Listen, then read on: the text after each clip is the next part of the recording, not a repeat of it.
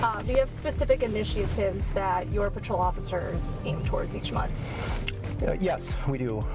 In the colder months of the year, let's say, January through March, we only have DUI enforcement. And that's just extra enforcement that the state of Minnesota funds all police officers, law enforcement officers in Sherburne County to go out and enhance their enforcement efforts on impaired driving.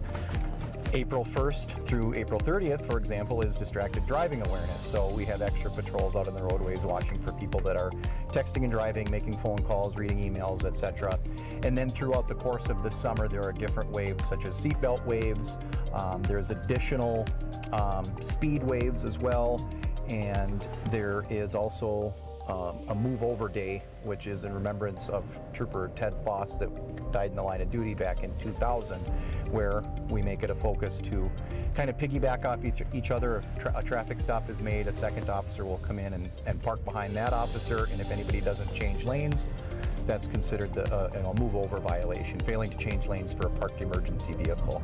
So there's a variety of different enforcement waves that we go out and enhance our enforcement efforts on, from speed to seatbelt, impaired driving, distracted driving, and move over. And I think, on my end for managing your Facebook page, I try to kind of piggyback off of those.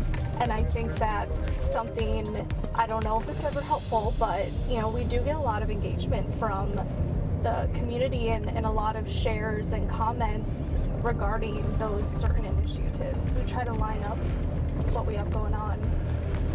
Yeah, and so Elk River has always had a lot of interest essentially in working some of these shifts, not only for the overtime money, but to make our roadways safer, and again, to avoid those collisions and crashes from happening, because let's face it, they're preventable, right? Putting that phone down does not cause a distracted driving crash.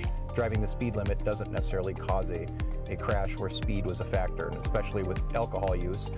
If you don't drink and drive, you're not going to be involved in a drunk driving incident.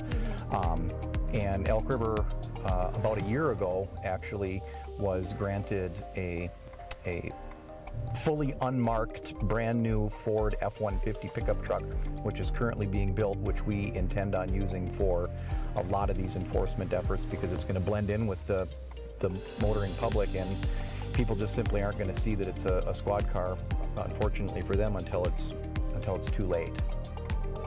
So always be vigilant. Yes, and hang up, drive the speed limit, buckle up, phones down, don't drink and drive, sober cab if you plan on going out.